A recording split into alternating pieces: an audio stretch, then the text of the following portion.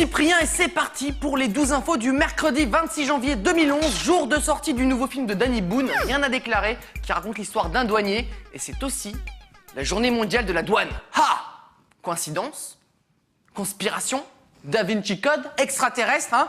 C'est sur cette info très étrange que nous retrouvons les Breaking News. Et on va commencer par l'image du jour, c'est la people Kim Kardashian qui se lève pendant un match de NBA samedi dernier et ça fait 1, 2, 3, 4 et 5 regards qui se posent sur son beau pantalon blanc. Et un 6ème qui regarde son décolleté. C'est un beau score Kim, bien joué. L'instant animalier numéro 1, maintenant je sais le métier que je ne veux pas faire, travailler à la fourrière de serpent en Thaïlande. Je pense que j'aurai une crise cardiaque dès le début quoi. Pour ceux qui se demandent comment le tout nouveau clip d'Avril Lavigne a été financé, la réponse en images. Un ordinateur Sony, une télé Sony, le parfum d'Avril Lavigne, la marque de fringues d'Avril Lavigne et un téléphone Sony. On appelle ça une pub, hein, pas un clip, mais bon. Et pendant ce temps-là, au Japon, ils ont une vision très particulière de l'EPS. Bah déjà, ils ont des courses de jambes attachées à 31, ce qui est très peu répandu en France. C'est bien dommage d'ailleurs, hein, parce que j'aurais bien voulu voir ce que ça donne quand un des gamins se plante. L'instant animalier numéro 2, voici un chien qui découvre un ventilateur. Non, ça ne se mange pas. Non, ça ne s'arrête pas non plus. Il est vraiment con ce chien, il est jamais sorti de sa niche ou quoi? Halloween c'est dans seulement 10 mois, pensez déjà à votre déguisement, hein, comme par exemple ce casque aquarium. Ça c'est original et on pourra dire que vous avez quelque chose dans le bocal. Waouh! Meilleur jeu de mots de l'année 2011. Et enfin, règle numéro 1 du saut de l'ange, ne pas oublier de sauter, hein, parce que ça me paraît logique, non? Et on va commencer avec le piratage de la semaine, celui de la page Facebook officielle du président de la République, Nicolas Sarkozy. Dimanche soir, un petit malin en a profité pour se faire passer pour le président dans un message adressé à ses quelques centaines de milliers de fans. Depuis, l'erreur a été réparée et le mot de passe changé, avant qu'un autre malin pirate à nouveau la page hier matin. Alors là, non, hein, il faut faire quelque chose. Déjà, qui détermine les mots de passe? Là, ça devient n'importe quoi. Bon les gars, l'heure est grave, hein. 1, 2, 3, 4, c'était beaucoup trop simple comme mot de passe. C'est pour ça qu'on a choisi un nouveau mot de passe généré aléatoirement. On va le découvrir. Ok, je retiendrai jamais ça. Vire les chiffres peut-être. Okay. Maintenant les gars, on se la joue sécurité, hein. C'est fini les piratages. Alors. C-A-R-L-A.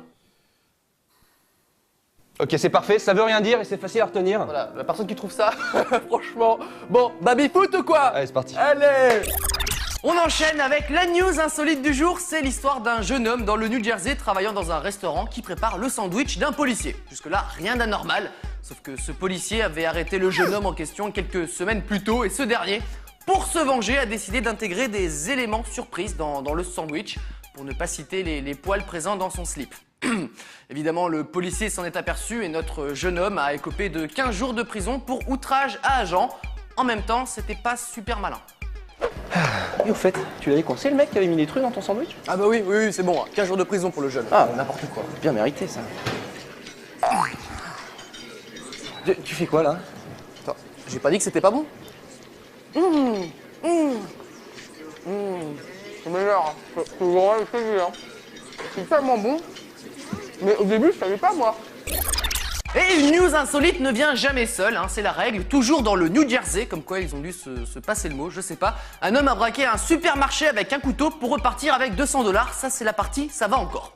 Quelques jours plus tard, il revient braquer le même supermarché, mais déguisé. Cette fois-ci, il s'était peint une moustache.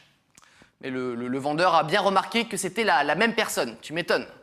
Un peu d'effort dans le déguisement, les mecs, hein, ça fait pas de mal, au moins une perruque ou un truc comme ça, quoi. Oh les mains, c'est un hold-up! Donnez-moi la caisse! Tu connais, toi? C'est toi qui es venu hier avec la moustache mal faite, non, là, pas du tout. Si. Pas du tout! Je suis une vraie femme! Non. Et d'ailleurs, je prends la caisse et cette boîte de tampons. Ah, d'accord, non, désolé, j'avais confondu, c'est pour ça, oui, parce que, oui, vous avez un peu les mêmes traits, la barbe et tout. La barbe? Non. Attends, tu me prends pour un con, là. Non, pas du tout. Ah si, là, tu... Je prends ça avec moi quand même. Le 12 infos est terminé pour aujourd'hui. Alors c'est bon, vous pouvez retourner faire de la luge. Enfin, un petit peu mieux que ça, j'espère, pour vous. À demain.